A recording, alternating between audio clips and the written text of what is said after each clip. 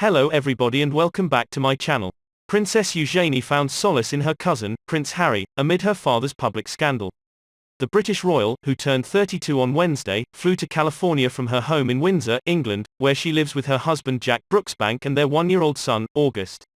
During her stay across the pond, Eugenie was spotted attending the Super Bowl with the Duke of Sussex, who relocated to California with his wife Meghan Markle in 2020.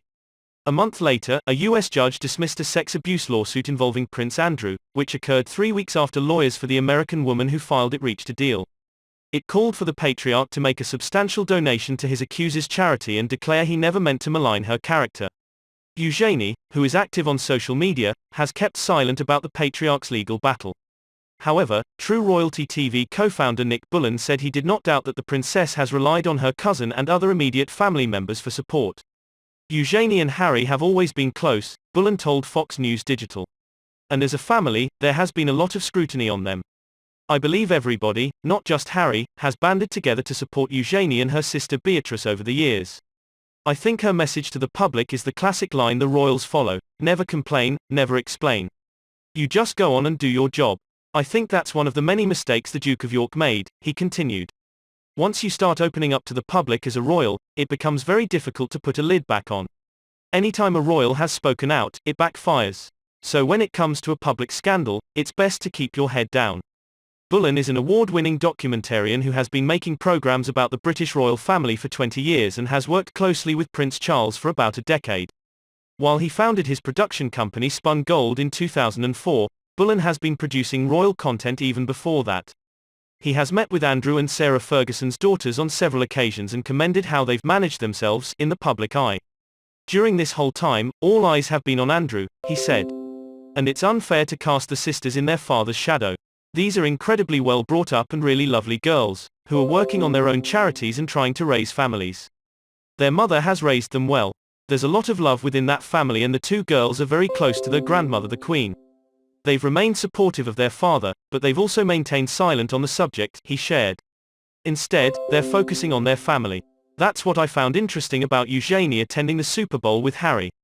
It's a reflection of how the family is trying to keep the lines of communication open with Harry and Meghan. The focus has been on Eugenie, who co-founded the Anti-Slavery Collective in 2017 to combat modern slavery and trafficking. In January, it was reported that Eugenie was launching a podcast for the charity. Some have wondered if Andrew would return to public life by working closely with Eugenie's charity, redeeming his reputation as a fatherly figure. However, Bullen said that's not happening. The girls have their own work, their own charities that they're working on, he said. There is no appetite for the Duke of York to have a public role anymore. I think what you may find is that he'll get involved with some of the Queen's estates or some of the more private work involving the family members behind the scenes. The Queen has made it clear, you are either in or out. You cannot have both. That's why when Harry and Meghan wanted this half-in, half-out role, the Queen said no. You are either a working member of the royal family or you're not. And I don't see Andrew being a working member of the royal family anymore. Bullen noted that Eugenie's relationship with Harry, 37, has always been strong, and it will continue to stay this way as their lives evolve. They cannot escape the goldfish bowl they grew up in, and only they can truly understand what's it really like to be raised that way, he said. That's why all the cousins, not just Eugenie and Harry, have been very close. There may have been troubles within the family over the years, but they've managed to overcome them. And Eugenie has, in many ways, tried to keep those lines of communication open for the family. No one has visited Harry since his departure, and I think that was a very public message of her support. Bullen stressed that there's no way Andrew will ever return to public life. He can't return, Bullen explained. There's just absolutely no way. First, I don't think the British press would stand for it. The world press will certainly have issues with it. But more importantly than that, his brother, Prince Charles, already wants to have a slimmed-down, reduced monarchy. And that certainly makes it difficult for Prince Andrew to return to public life because there really isn't a role for him. The girls are not required in that role. It's almost guaranteed that he won't return to public life. The family doesn't need him to be doing public work. It's just not happening. Andrew, 62, strenuously denied Virginia Giuffre's allegations after she sued him, accusing the British royal of sexually abusing her while she traveled with financier Jeffrey Epstein in 2001 when she was 17.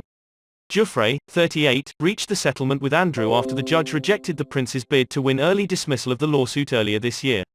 In a letter to the judge last month from Giuffre's attorney David Boies, A statement was included that said, in part, Prince Andrew intends to make a substantial donation to Ms. Giuffre's charity in support of victims' rights.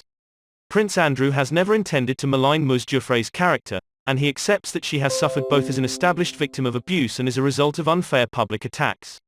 According to the statement, Andrew acknowledged that Epstein trafficked countless young girls over many years and said the prince regrets his association with Epstein and commends the bravery of Ms. Giuffre and other survivors in standing up for themselves and others. He also pledged to support the victims of sex trafficking as part of demonstrating his regret. Andrew, who had already stepped back from royal duties, was stripped of his honorary military titles and roles and leadership of various charities, known as royal patronages. He also can no longer use the title, His Royal Highness, in official settings. Giuffre asserted that she met Andrew while she traveled frequently with Epstein between 2000 and 2002 when her lawyers maintained she was on call for Epstein for sexual purposes, and was lent out to other powerful men, including Andrew. Her lawsuit said she suffered significant emotional and psychological distress and harm. She has alleged she had sex with Andrew 3 times, in London during a 2001 trip, at Epstein's New York mansion when she was 17 and in the Virgin Islands when she was 18. Andrew repeatedly denied Giuffre's allegations and has said he can't recall ever meeting her, although a photograph of Giuffre and Andrew together in a London townhouse, his arm around her bare midriff, was included in Giuffre's lawsuit against him.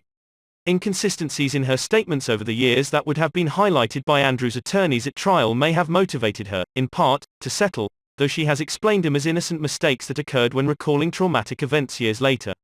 Andrew served in the Royal Navy for 2 decades, including as a helicopter pilot during the 1982 Falklands War. The honorary military roles he lost included several overseas ones, such as his title as Colonel-in-Chief of the Royal New Zealand Army Logistic Regiment. He has spent years combating concerns about his links with Epstein, the U.S. financier who took his life at age 66 in 2019 in a Manhattan federal lockup while awaiting trial on sex trafficking charges. Epstein's longtime companion Ghislaine Maxwell was convicted of related charges last month. A settlement of the Andrew lawsuit would follow deals reached by Giuffre years ago to resolve separate lawsuits against Maxwell and Epstein. It was recently revealed that Epstein settled for $500,000. Don't forget to like, share and subscribe to our channel. Thanks for watching.